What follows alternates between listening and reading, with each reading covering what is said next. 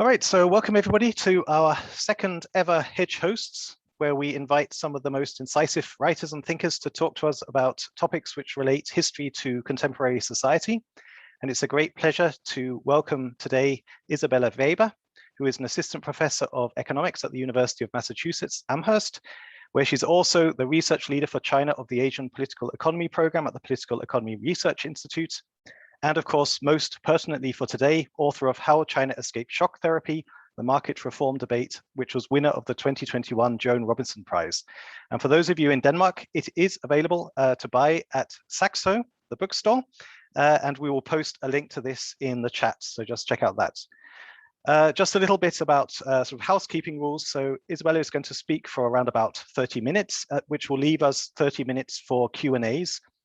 If you want to ask a question or have a comment, then the way this works using this Zoom webinar system is that you should write it preferably not into the chat, but into the Q&A section, because that allows me to organize your questions. If there are a lot of questions like there were last time, it helps if you write your questions there. I will then sort of organize that and read them up, and then Isabella will answer them. But anyway, apart from that, without further ado, over to you, Isabella. Hi, everybody. Thanks so much for having me, and thank you for your generous introduction, Paul, and thanks to Joe for all the organization of this event. It's a great pleasure to be with you today. It seems like I have been disabled to share my screen. I don't know if you prefer me not to speak with slides. Sorry, I should have asked earlier. We're just sorting that. Hold on a moment. While I'm waiting for this, let me just say that your project looks fabulous. And I think it's really wonderful that you have this initiative bringing together history, economics, and development, which is right up my alley, and in some sense, what I'm trying to do in this book as well. The book has received... It should work now, Isabella. Okay. Can you see my slide? Okay, great. So the book has really received more interest than I could have ever imagined when I started my work on 1980s China and what Chinese economists thought about reform some 40 years ago. I think sadly this is for the worst political reasons. It has all to do with the so-called new Cold War and the enormous tensions that we are observing in the international system, which challenges us to go back to how the previous Cold War may have ended, or what the connections between the decline of state socialism in the 20th century has to do with today. In this book, I'm thinking of the 1980s as a crossroads in the global economy. I think we can consider it as the beginning of China's economic convergence with the West in terms of its economic weight in the global economy. However, this convergence did not come along with a wholesale institutional assimilation of China's economic system with that in Europe and the United States, even though China deeply marketized. And I think that it's this tension between deep integration without wholesale institutional assimilation that we are facing today. The 1980s also marks the beginning of a divergence, the divergence between Russia's fall and China's rise, which I think can be linked to their different approaches to market reforms. This is not to say that this divergence can be reduced to a simple policy choice A versus B, but that policy choices did play a role in the outcomes that we have observed. Just before starting the seminar, I was chatting with Paul, who told me about efforts to create new GDP estimates. I'm just showing here the simple 2014 medicine estimates, and I realized that there's a more recent revision. But however crude these estimates may be, I think that if we plot shares of world GDP in percentage from 1820 to 2008, we can see that very broadly speaking, without giving much weight to the precise estimates, the picture for China is one of fall and then rise, whereas for Russia, it's a picture of rise and then fall. And on the part of Western Europe and the United States, it's broadly speaking a picture of rise, and then pretty much stagnation. And for all these broad trends, the 1980s can really be considered the turning point in the fates of the weight of these regions of the world or countries in the global economy. It's fairly clear what the policy choice on the part of Russia was. It's also fairly clear what the kind of economics is that underpinned that kind of reform approach. It's been commonly called shock therapy, and provocatively, I'm also using that in the title of my book. Broadly speaking, shock therapy was considered as being composed of 4 elements. That is, liberalization of oil prices combined with macroeconomic austerity, where macroeconomic austerity was meant to control the general price level. So this is in the spirit of, as economists like to say, getting the prices right. This was then meant to be complemented by trade liberalization in order to integrate the economy into the international economy, and finally privatization. But even the most die-hard shock therapists acknowledged that privatization was a slow and complicated process of institutional rebuilding, so that the shocking element of shock therapy, the part that could be implemented overnight, and the part that was meant to propel the system into a new state, was really the big bang in price reform. And in the book, I am focusing on the big bang in price reform. If we again take 2 very broad and simple macroeconomic measures to zoom into the outcomes of reform in Russia and China, we can see that in the case of Russia, this was a picture of hyperinflation, that is an explosion of inflation, which I'm here mapping on a logarithmic scale, since it would not be possible to grasp it otherwise, and a real collapse of GDP throughout the 1990s that came along with a collapse of industrial production, mortality, and so on, and a deep socioeconomic crisis. In contrast, in the case of China, we see that GDP growth almost persistently outpaces the growth in the general price level, with the exception of the late 1990s, which is also the period that can be considered the most neoliberal in China's reform trajectory. So the picture is really a reverse picture of hyperinflation and GDP collapse in the case of Russia, and fast growth that has often been described as unprecedented in history, and relatively stable prices in China. We know that China has pursued a reform approach of gradualism and experimentalism, but we have known relatively little about the economics or the intellectual foundations that underpin China's reform approach. For example, in 2010, I realized this is already 11 years ago, and some colleagues have, of course, studied this question since, but in some sense, this broad statement still has some relevance. Danny Roderick, the famous Harvard development economist, stated, "There has not been a greater instance of poverty reduction in history than that of China in the quarter century since the late 1970s. Yet can anyone name the, in brackets, Western economists, or the piece of research that played an instrumental role in China's reforms?" So in some sense, my book is responding to this big gap in the literature that Danny Roderick identifies here. In order to approach this question, in order to approach the question of what are the intellectual foundations of China's reform, I went back to the crossroads of the 1980s, and I conducted more than 50 oral history interviews with participants in the Chinese market reform debate in China, but also international economists. And I consulted the papers of the World Bank and people who were on the World Bank team in the 1980s. One thing stood out to me in going through the World Bank files, and this was just a short phrase in documents on meetings between World Bank officials and Chinese economists, where the World Bank official noted in his notebook, "Why do the Chinese answer to every question that they have to go back to the liberation period policies?"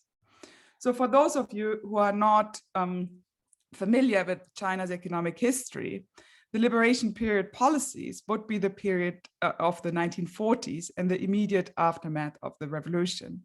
This was a period when China was struck by civil war, but when China was also struggling against intense hyperinflation. And in fact, many go as far as to say that from the economic point of view, the downfall of the nationalists was a result of hyperinflation, whereas the victory of the communists was enabled by their success in bringing inflation under control. So what the communists did in the 1940s was to create marketing agencies that reintegrated markets in ways that relinked producers to consumers, which then enabled them to make sure that the currency that they were issuing was in fact able to buy stuff, and not just stuff, but the most essential goods. And through these activities that really recreated market links, they managed to restabilize prices, which ultimately was critical for the success of the communist struggle in the Civil War. In this context, Chen Yun, who is considered one of the architects of China's reforms in the late 70s and early 80s, so in particular of the early reforms, was stating, quote, "Rising prices are not good, falling prices too are not good for production. It is better to be groping for stones to cross the river more steadily." Now, the second part of this quote, "it is better to be groping for stones to cross the river more steadily," is commonly considered as one of the most famous slogans on China's 1980s reform approach. And it goes back straight to 1950. It goes back straight to the attempts at recreating markets and stabilizing prices in the 1940s, and the recreation of the national economy after the revolution in 1949. So in the book, I preface my analysis of the 1980s with a chapter on China's Civil War time economic policies, and I link this to China's more traditional statecraft approaches and the ways in which in traditional statecraft, state-market relations have been theorized. So in doing so, I'm trying to situate the 1980s reform debate in the context of China's own long and immediate history of thinking and practicing state-market relations, rather than exclusively measuring China's reform debate against debates in the English-speaking or European world. I also add a chapter on the price stabilization attempts and debates in the United States and the UK and Europe, in order to avoid at the same time to essentialize China and to show that some of the key questions that emerged in China's reform debate were not at all exclusive to China. With this preface in mind, let me jump right into the 1970s. So the first question that emerges is, why was there an urge for reform?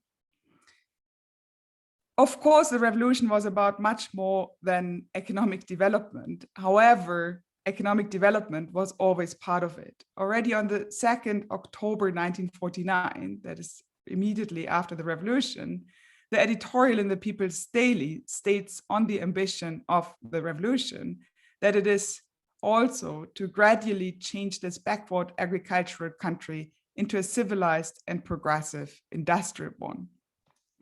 By the late 1970s, Mao Zedong had died in 1976. His dedicated successor, Hua Guofeng, had attempted another big push industrialization that was meant to use a 10-year plan and to import foreign technology financed by exports of petroleums and finally push China's economy ahead. That plan failed spectacularly, not least because the projected petroleum findings were not forthcoming. So by the late 1970s, the question was, what could China do now? How could China's economic system look like? And this was really a question that emerged from the perspective of basic needs within the economy. So as Chen Yun put it, it has been almost 30 years since the founding of the People's Republic of China, but there are still beggars. How can this be the case? If this problem of having enough to eat is not solved, the peasants might rise in rebellion. and be led to the cities by local party leaders demanding food. During the Mao period, there were, of course, great breakthroughs in the realm of public health, in the realm of infrastructure development, in the realm of heavy industrialization, and so on. However, the basic problem of having enough food had not been solved for the totality of China's people. And China was still an enormously poor country. In this context, it was very early on considered that in order to reform China's economic system, markets should play a greater role.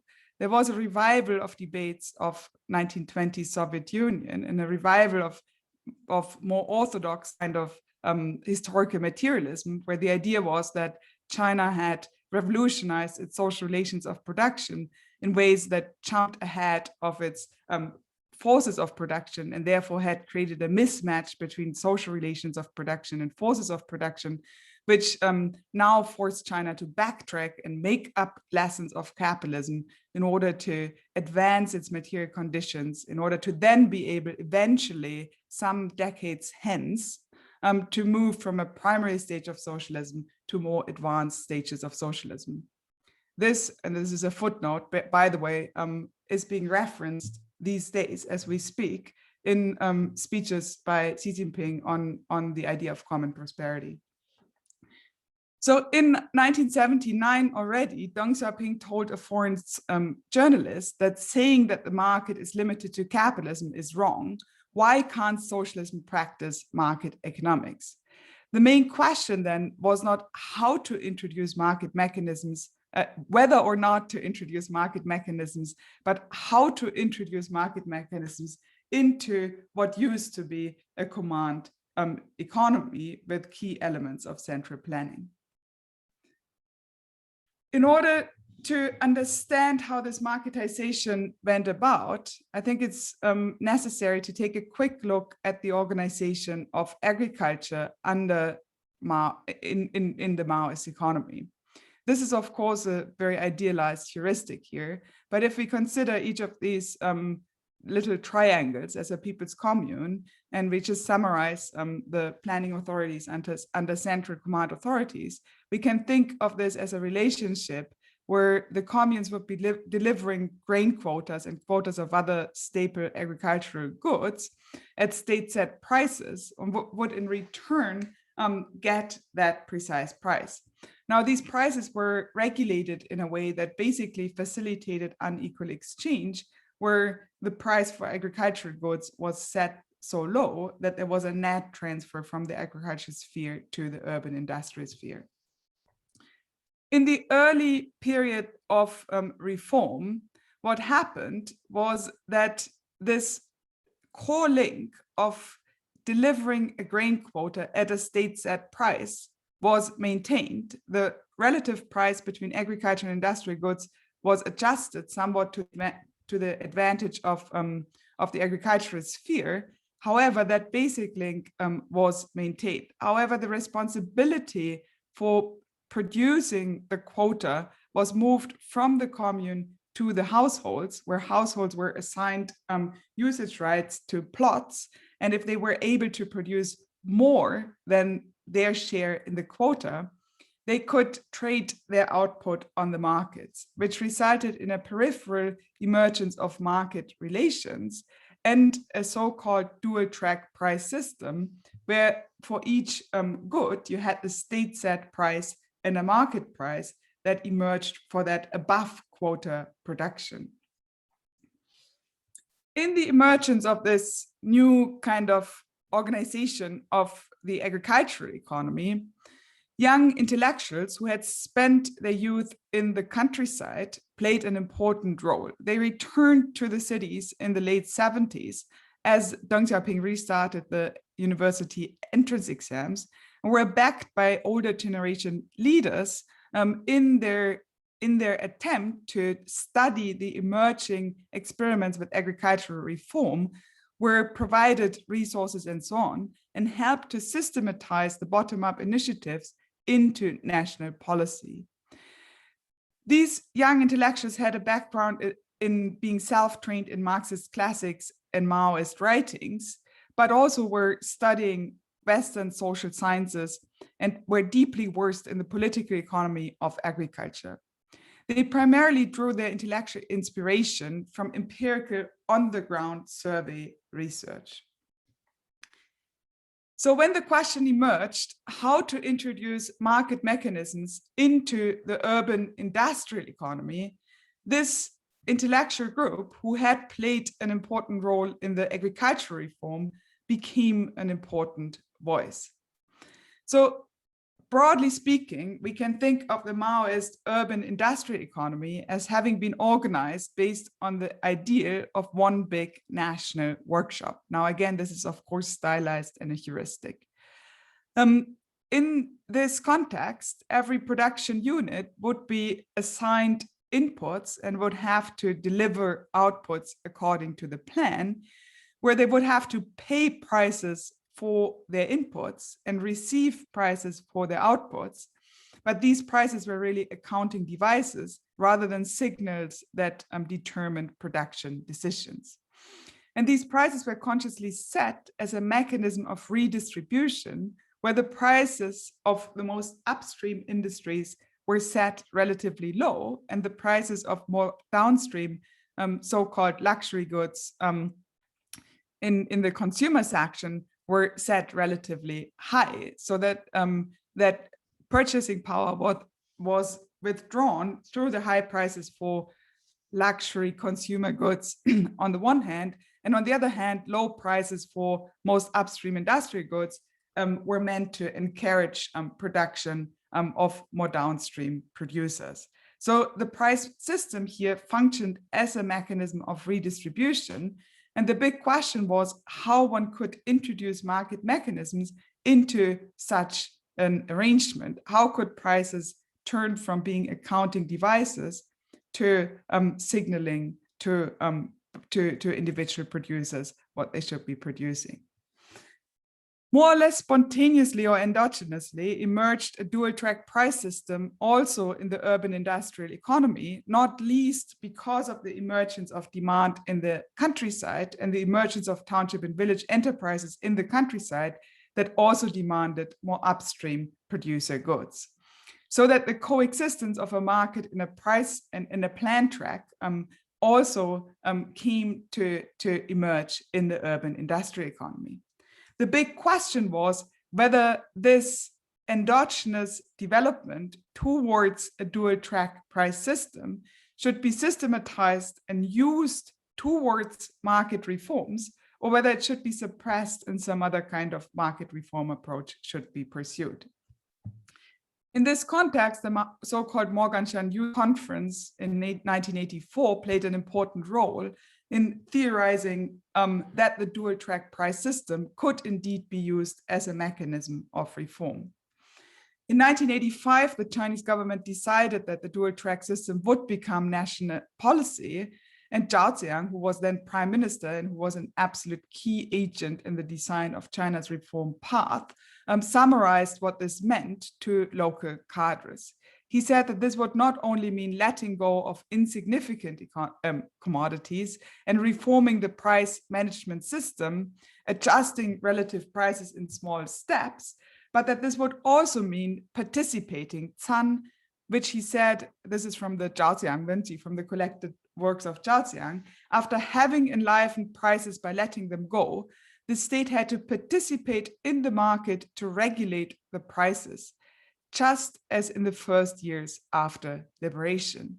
So the idea is that it's not simply a matter of letting go and then assuming that market prices would somehow converge to some sort of equilibrium level, but rather that if you go back to this dual-track system, each of these production units, by engaging in the market and in the plan, also could become an institution that created markets and that participated in markets in ways that stabilized and steered markets with an eye to political goals.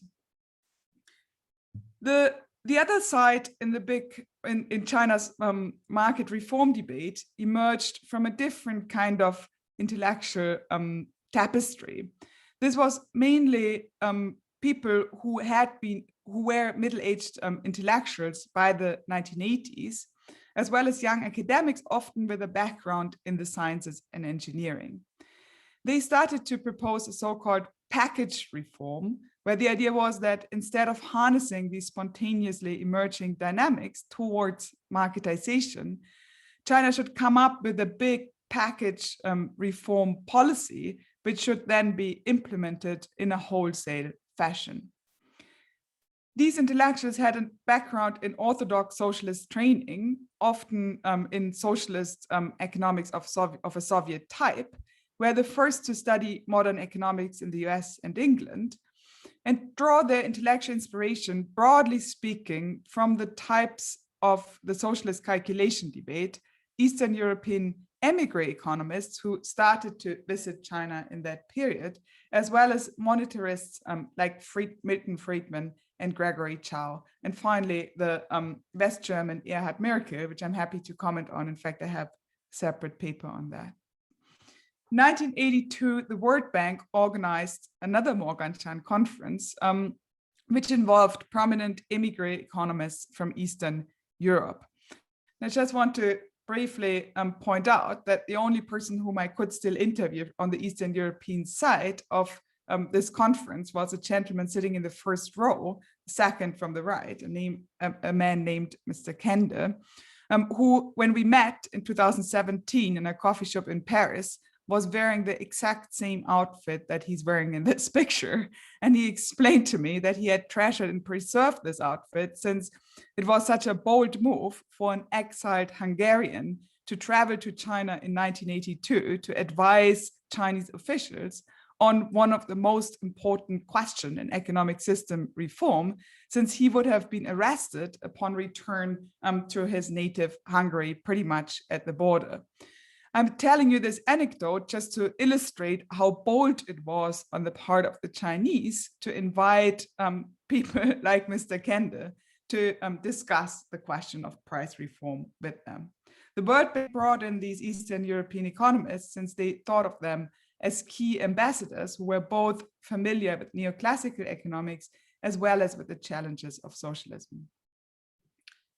So from this broad intellectual tapestry emerged a critique of the dual-track price system that suggested that instead of solving China's problems, such a dual-track system would create friction and contradiction, and in fact, a price system that was more irrational than the previous system under the planned economy. Furthermore, it would result in inherent rent-seeking and corruption, as officials now could charge high prices on the market and low prices under the plan. So they proposed to apply tight fiscal and monetary policy, reunite the price tracks, adjust prices to some calculated equilibrium levels, and then let go of the planned prices, in particular, let go of the core of the industrial system, that is the most upstream sectors, and replace the market participating element by a state that would mainly govern the economy with indirect macro controls. The idea was that tight fiscal and monetary controls could prevent that such a move would result in hyperinflation or even high levels of inflation. And this was meant to be complemented with wage and tax reform. This pretty much assembles all the elements of what I've called a Big Bang when I introduced the shock therapy package analytically. The side of the dual track reformers critiqued this approach by arguing that a Big Bang would cause cost-push inflation, since the prices of the most upstream goods were by design very low, which means that they would be shooting up. And given that these production units did not have a hard budget constraint, but a soft budget constraint, to use Corney's terminology, they would simply hand down the price increase to the next production unit, which would eventually create pressure on wages and which would then unleash a wage price spiral without, however, adjusting the relative prices in the desired way. So instead of creating an efficient market economy, this would, in their reading, undermine China's ability to move towards a more effective economic system. The core of the debate was not whether or not to let go of prices in inessential consumer goods sectors, but the core of the debate was whether or not the state should keep direct control over the industrial core of the urban industrial system. In 1986, Zhao Ziyang, who had been one of the leading architects of the dual track price system, started to become wary of the difficulties that the dual track price system created, and started an initiative for so-called program office that was meant to devise a plan for the implementation of a Big Bang along the lines that I have just defined. However, this plan was stopped by an intervention of dual track reformers who had traveled to Hungary and Yugoslavia, and whose studies on the ground in Hungary and Yugoslavia had prompted them to articulate the kind of critique that I have just described analytically. In 1988, the tensions in China that were created through the reforms were mounting to a point that it became clear that no longer everybody stood to benefit from reforms, but that reforms would create inequalities along various lines, which created a lot of pressure to preserve the reform project on the part of the reformers, and also created an enormous pressure on the part of the so-called conservatives, or those who thought that reform was going too far, who started to challenge the reform project more broadly. In this context, Deng Xiaoping, who had just formally retired, tried to save the legacy of his reform project and suggested to forge ahead with radical price reform. He argued that only once prices have been straightened out will we be able to step up reform. Doesn't China have the tale of Lord Guan slaying 6 generals to force through 5 passes? So this is basically an ancient tale where a general slays into half anyone who comes his way. To force a pass is not at all easy and requires taking great risk. But we cannot not carry out price reform. We have to face the risks and difficulties head on. I always tell my comrades, we must not be afraid of risk and be even more courageous. Eventually, the Politburo passes in principle a plan for price and wage reform, but the announcement on state TV in August 1988 is enough to unleash the satisfaction of the masses, create a dynamic towards panic buying and bank runs, which becomes so severe that the leadership decides to reverse this reform and in fact put all reforms in general on hold. In this context, China also goes through the first inflationary episode since pretty much the liberation period, which is an important economic background to the political events that happen in 1989. Ultimately, China escapes shock therapy at an enormous political cost. So the question is, why was China's policy choice not the Big Bang, but the dual track? I think we can say that China's leaders were not prepared to risk the survival of the communist state, endanger their vision for long-term development at the end of the day. The Big Bang seemed to promise a scientific solution to economic system reform, yet was found not to create a viable market economy while undermining the core of the plan.